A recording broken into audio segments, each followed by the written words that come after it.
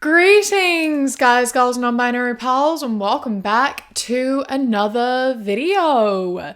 Today, I am going to be doing something that I haven't done for quite a while, and that is looking at some things people say about female anatomy and how ridiculously wrong they are, and have a little bit of a chuckle about it because they say some absurd things. So that's what we're doing today.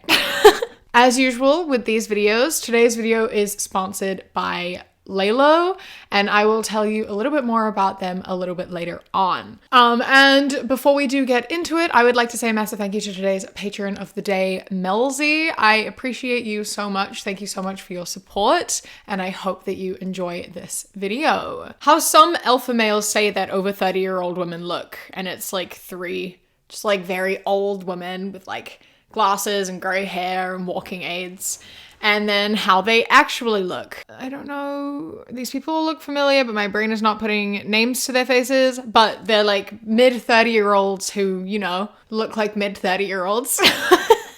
Just like very good, very beautiful. And yeah, it's so funny the way they talk about women being over 30 because they have no idea. I've read a bunch of stories of like women, particularly like sex workers, having men like think that they're like 25 because they've got this idea of what 30-year-olds look like, which for some reason in their heads is like really old. So they all believe a 34-year-old is like 22 because they have literally no idea. And so a lot of the men who post like photos of themselves surrounded by like young, beautiful women are like, I'm surrounded by 24-year-old women. It's like, no, they're all like in their 30s, but you just don't understand how aging works and you're an idiot. I don't know why people have decided that your life ends at 28. Like, I know that we feel that way because capitalism and pressure and like the way we feel pressure to have our lives together by a certain point, but like we don't fall apart by 30. You're not old when you're 30. That's like when your life is beginning, you know? Like,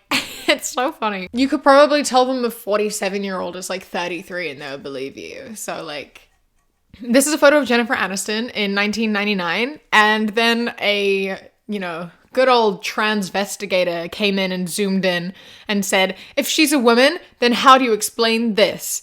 And they circled her like abs and a shadow formed around her crotch. Because in case you were unaware, women can't have abs and they also don't have shadows, or like things can't cast shadows on our bodies. So if you want to know if you are a woman or not, you just have to see if a shadow will appear on your body. And if it does, I hate to break it to you, I'm sorry, but you're not a woman. It's so stupid. Oh my gosh. It's gotten so out of hand. It's always been out of hand. But like, bro, it didn't matter before. It doesn't matter now. Like, calm down. Calm down, all right? We all just have bodies. We all just exist. We're all just living our lives, okay? And like, even if Jennifer Aniston was trans, which she isn't, why does it matter? It didn't bother you before. Why would it bother you now? You know? Like, you never had anything to say against Jennifer Aniston before, and all of a sudden it's a problem? Why? Why would it be a problem? Why do you care? Why does it matter? Wall Pilates workouts. The ultimate 30 days of wall Pilates. Transform your body and boost your fitness. And the cover is a woman stretching. So she's like lying down with her legs up, you know, making a V, except her legs are on backwards. Her feet are pointed away from her. Her butt is towards her face. And like, that's very impressive. In 30 days, you can turn your entire torso 180 degrees. That's so terrifying to think about. Oh my God. But like, I mean, if this is true, if I can look like the cover, this is very effective Pilates. If I do this 30 days of Pilates and I can't rotate my entire torso 180 degrees, I will demand a refund because this is false advertisement. I've never seen any Pilates or any workout or any human ever in existence be able to do that. So this must be a pretty good book if they're teaching you how to turn your entire torso all the way around. Like a fucking owl's head. 30 days of Pilates. Be able to break your body in half with ease. Why do women even need gynecologists? It's just another excuse for women to pretend their vaginas have so many problems and get the gender-oriented pity party they crave. In reality, it's little more than a pussy social visit and a puff of perfume. Let's face it, if women's vaginas really did have enough problems to warrant going to a doctor, then that's because they can't keep their legs closed and use them too much to manipulate men. That's why I'm MGTOW. I don't know what that stands for. MGTOW. Men going their own way. Men going their own way is an anti-feminist, misogynistic, mostly online community advocating for men to separate themselves from women and from a society which they believe has been corrupted by feminism. I would love that too. So you can leave. I would love for misogynistic men to like up and leave and go form their own society. Whenever I see shit like this, I always think about that one Fairly Odd Parents episode. He wishes that like girls and boys were all separate, and then the like world was split in half by like a giant wall. I wish I lived in a world without girls. Just put them all someplace else. And on one side, it's the women in this like perfect utopian society, like riding on the backs of unicorns and everything is lovely and peaceful and clean and fresh and just nice. And then on the other side of the wall is all the men and everything is like disgusting and dirty and they're fighting and they're beating each other up and it's just gross and horrible. It's great to be a man, it's swell to be a guy. We scratch and dig and pick and itch and no one asks us why. We like to fight. We like to race. We grow our hair on every face and everybody knows it's wrong to cry. And we like launching missiles in the sky. It's great to be a hairy, smelly. Check it out, I've got a belly. Great To be a hairy, smelly guy. I agree.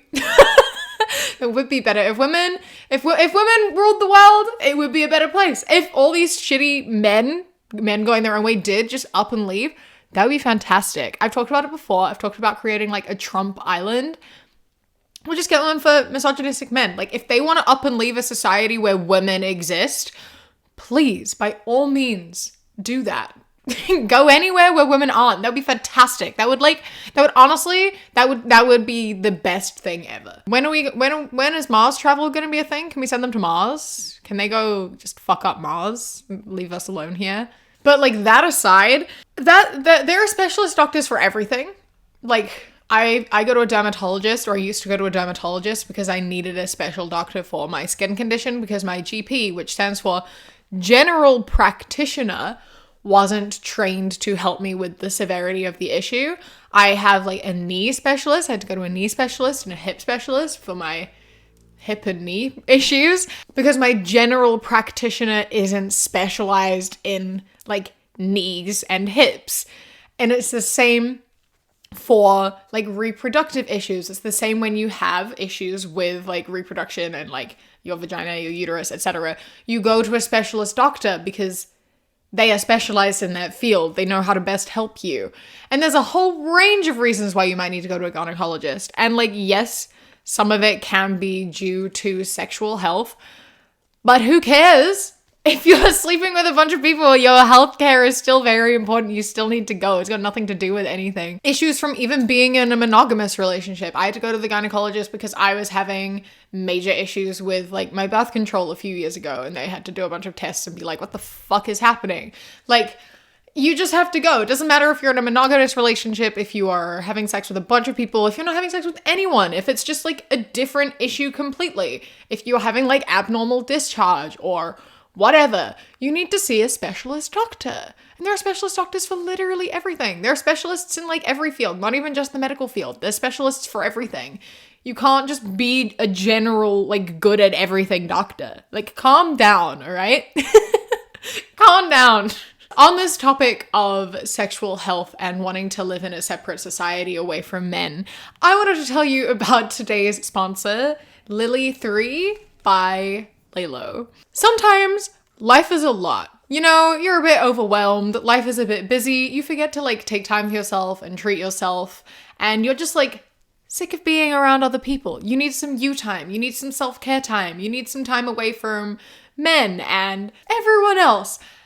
But you want to feel good, you know? And that is when Lily 3 is your best friend. Lily 3 is a compact external toy, and She is just so great, so perfect, so easy just to like, you know, have available right next to you, under your pillow, next to your bed, in your nightstand, whatever. She's always there for you. She has 8 different vibration settings and is completely waterproof, so you can also take it into the bath for some nice alone self-care time. You know, we all love a good bath, right? Like a bubble bath. Oh, just add to the experience. And I love this toy so much because it is so small and it is just so easy to hold. It's just such a nice way to learn more about your sexuality and spend more good time with yourself and figure out new ways that like work for you and new things that feel good for you. There are a ton of health benefits to orgasm, and so taking some time to yourself to figure yourself out and bring yourself to that is just generally overall very good for you. It can help with like cramps, it can help boost your immune system, it can help with sleep, it helps with like dopamine, all of that. It's just a nice little away time and a time to spend time with yourself and just to boost your mood, boost your overall just like vibes. It's something that you are able to do on your own, obviously, or it's a little sneaky thing you can have with a partner. And the great thing about it being so small and travel sized is that it comes in a little drawstring bag. And so if you're going out on a date or you're going over to, you know, a partner's house, you can just have it in your bag, ready, easily available for you to grab and just bring into your partner time as well as your solo time. It is a great little added tool, is a great little bonus. It helps you experience more pleasure with yourself and with a partner. And for the entirety of 2023, to celebrate Lelo bringing pleasure to the world for 20 years, you can get Lily 3 for $79 or £69 all year round, which is fantastic. Such a good price, such a steal. I highly, highly recommend it. And you can get her through the link in my description. I promise you, you will not regret it. And thank you so much, Lelo, for sponsoring today's video. Let's get back into it. We're going back to talking about doctors, but from a different angle this time.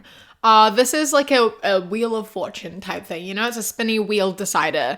And it says, POV, you're a woman in a doctor's office. Spin the wheel. You get pregnant, anxiety, faking it, your period, lose weight, depression, all in your head, and try exercising.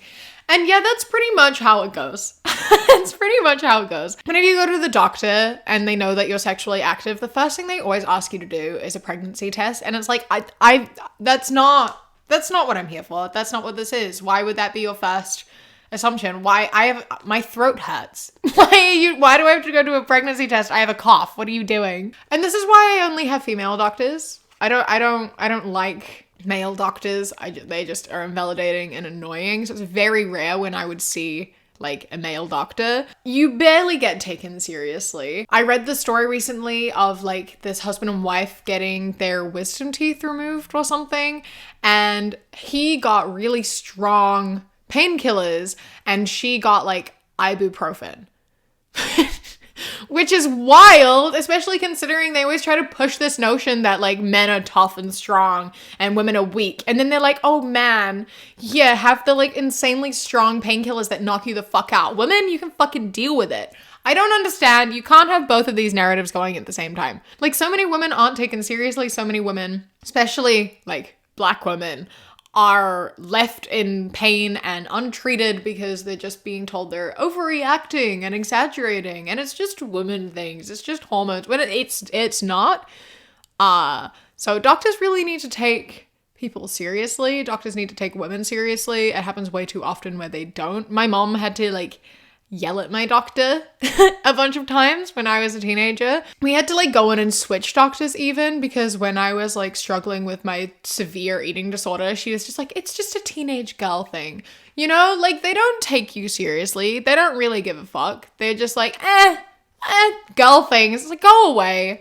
Go away. Take women seriously. Treat women as people.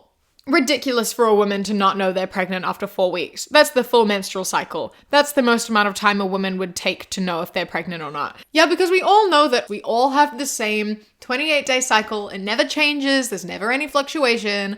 No one's ever been late for a period or missed a period or had one be just like really light 1 month. That's never happened to anyone. No, obviously not. Most people do not have regular cycles. That's just the way it goes. Then there's like a whole range of people who get pregnant while they're like on birth control or what have you. So like people who take birth control don't get their periods at all. A lot of the time, if you like skip your placebo week or whatever, you can like choose to have your period whenever. So if you're taking birth control, you wouldn't fucking notice, you know? There's a whole bunch of reasons. Like if you're iron deficient, or you're like underweight, or overweight, etc. There are a bunch of reasons why your period may be irregular or you might not get your period at all. No, you don't always notice.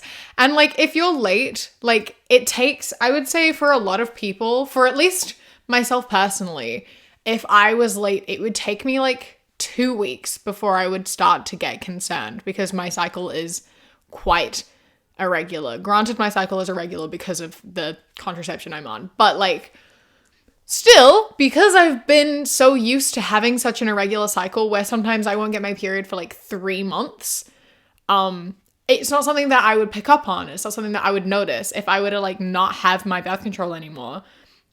If I didn't get my period for like 2-3 months, it would take me a minute to be like, wait, that's not meant to be like that, is it? Because it's been like 7 years of my period being so just like completely irregular and light because of that. And a lot of people are in similar positions to where like you don't notice immediately because your body has changed for whatever reason, you know? West Brom women's team will now wear navy shorts for the rest of the season due to the concerns of the players wearing white shorts whilst on their periods. The club hopes by removing this worry there will be an improvement in the team's performance. If they were fit enough to be elite athletes, why would they be having periods? I think that you need to go back to like year 7 health class because bro, do you know what a period is? I really have so many questions. Do men just not know what periods are? Is this what happens when they separate health class into gender? Like, do they not learn about periods at all when they separate it? I never had segregated health class. My health class was always, we all learn about everything. When people would ask like, why am I as a girl in here learning about like wet dreams, and like boys would be like, why am I in here learning about periods? It doesn't affect me. The teachers would always be like, you have to know about each other. It's important and good to know about everything. And like some schools don't do that. A lot of schools still segregate it. When you do that and you're split into genders, do you not learn about the other gender at all? So if you are in an all girls health class, do you not learn what happens to the male body? Do you not do that? Is that not how this works? You only learn about yourself? Because that's a real problem, obviously. Obviously, that's a real problem. Because we all should be learning about everything. It's important to know about how people work because, like, it might not affect you, but it affects people around you. You know, it affects your friends, your family. What if you grew up and you had a daughter kind of thing and you don't know how her body works or how periods work? How are you going to be there to support her? You know, like, we need to fix that, all right? Okay. If a girl is on birth control and she likes you, consider it an insult. Birth control literally alters a woman's sexual preference to find beta males more attractive. This is not an opinion or a joke. It's a real fact. Okay, show me the source. Show me the source. Or is the source that a girl on birth control rejected you and you're trying to come up with any reason as to why that's possible other than she didn't like you because she just didn't like you? Presumably you're not seeming like the best kind of guy, so I think I know why she didn't like you. Birth control do affect things. Sure. They do affect things. They affect your hormone levels. They do affect things. But they don't make you just attracted to beta males and not attracted to alpha males. That's not a thing that happens at all. I don't even know how that would happen. But, you know, nice try. I can't find a source, but I know there have been cases where a man has sex with one woman and then goes and has sex with another woman before showering, and some of the first woman's eggs are still on his penis. They can implant into the second woman who can carry the first woman's child. It's the same idea as medical egg donors. Well, firstly, if you start off by saying can't find a source, that's probably because there isn't one, because it's not true. I need to know how you think this is possible. How do you think the female anatomy works there? Because eggs are stored in the fallopian tubes, and then once a month, like a single egg, or sometimes 2, like eggs, are released and will find their way to your uterus. And then if they're not fertilized, they flush out during your period, right? They're not in your vagina, like ever. Not really. You never go into someone's uterus. You certainly never go into someone's fallopian tubes. So I don't know how any eggs would be sticking to anything. This is a pretty interesting, wild theory here. But I mean, good try. I don't really know how you came up with this. It's quite an impressive theory, but my God, no. Girls, you don't understand my period. It hurts. Me, scoliosis, femoral plate, body bruises, depression, anxiety, and bad knees. Sorry. And it's a picture of like a girl holding her hand, which is bleeding a little bit, saying, "You'll never understand my pain," to a man tipping his hat, with a bunch of knives in his back saying, sorry. I had no idea that people who menstruate, don't get depression or anxiety or bad knees or femoral plates or scoliosis or bruises or anything like that. It's impossible. Only men get those things. Obviously, it's only them. So now that I know this, magically, my anxiety, my depression, my PTSD, all the bruises on my body from I don't know what, my bad knees, my hip dysplasia, all of that is magically gone. I'm left with nothing but a period now. Wow, I can't believe I've been cured. Thank you to my period that causes occasional like paralyzing back pain and severe nausea and depression. I don't have any other issues. Only that one thing that fucks me up for a week, a month. I don't think they understand that it's not just about like cramps. Men seem to be like, oh, you just get cramps. Oh, and that makes you cranky. It's like, no, that's not what it is at all. Like, yes, there are cramps, but like cramps are my least severe symptom.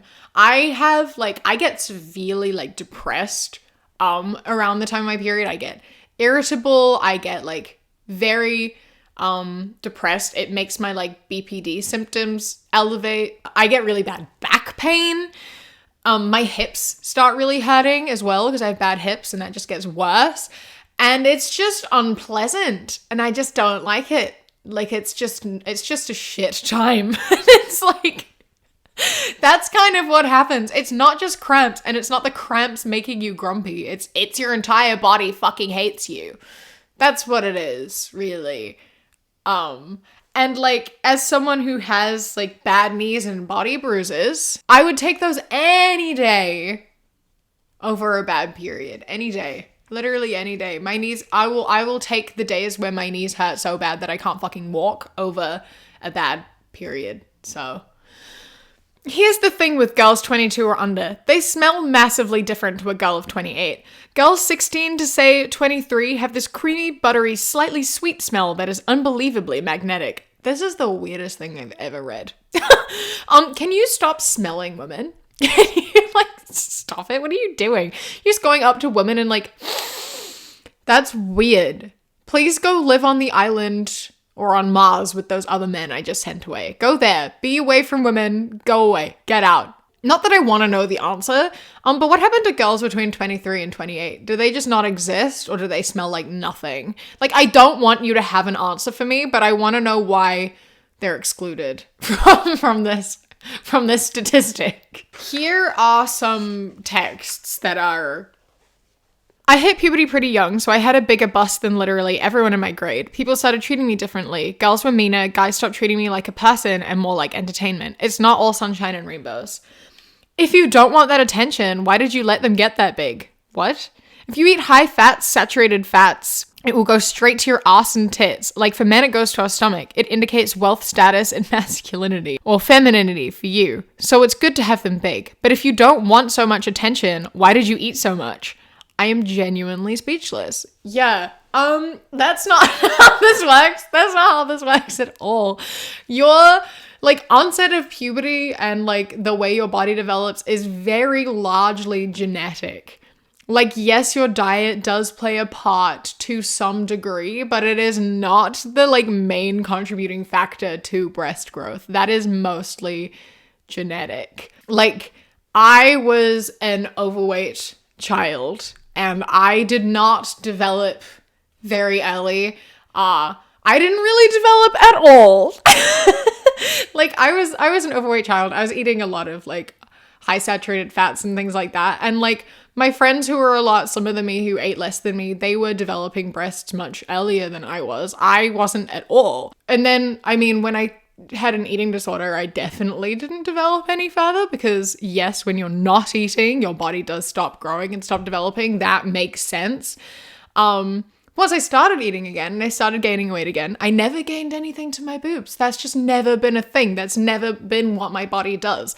I watched all of my friends and other people come out of eating disorders and they had like, you know, prevented development during that period of their life. And now they have like full busts. They're very busty people. That just didn't happen to me. That didn't happen for me. I gained more weight to like other parts of my body, literally everywhere else. I will gain weight everywhere else, never ever to my boobs, ever. That's just not what's gonna happen for me. And it took me a long time to be chill with that because, you know, people say stuff, people make you feel a certain way and like your body has to look a certain way to be valid within your like femininity or whatever. But I am very comfortable with that now because I don't have to wear a bra. I never wear a bra. It's unimportant. There's nothing going on. And like so diet doesn't really play a part in it at all. You can be a very slim person and develop a bust very early on, or you can be an overweight person and develop very little. Like, it's genetic above all else. Diet plays a very minimal role in the development of your body. Anyway, the more you know. What you eat isn't going to make your boobs grow any bigger, I promise. I spent so much time as a teenager Googling that because people made me feel insecure. So just don't waste your time. None of it's real, okay? None of it's fucking real. Anyway, I'm going to end this video here on this little educational portion. I hope that you enjoyed the video. I always have a lot of fun making these because they're always very funny. They're kind of lighthearted, but like, you know, they're a good time. So don't forget to leave a like if you enjoyed it and if you want to see me do another one of these, which I'll do eventually, I'm sure. And subscribe. I am here every Thursday and Sunday, usually, and I would love to see you again. A massive thank you to my Sprout and Above patrons whose names are up on the screen right now. And a massive, massive thank you to my Kiwi Cat patrons, Toulousk, Bobby, Josh, Mandy, Robbie, Ikazel, Jessica, Eldo, Ida, Queer Corey, Raven, Danielle, Elias, Evie, Nix of the Eternal Night, Rin, Julie King, Sparrow, Apollo, Taylor is Trying, and Matto. I appreciate you so, so much. Thank you so much for joining. If you would like to become a patron, you can go to patreon.com/savvycat or click the top link in the description. For as little as £1 a month, you get my videos a day early, as well as podcasts a week early. And then for £3 and up, you get things such as outtakes, bonus mini podcasts, live streams, and more. I appreciate it, so thank you. Don't forget to go to the link in my description and check out Lily 3 by Lalo. You will not regret it. Don't forget to follow me on Instagram, The Queer Kiwi, and Twitter, That Queer Kiwi. I hope that you enjoy the rest of your day. Stay safe. Keep fighting. I love you. Mwah.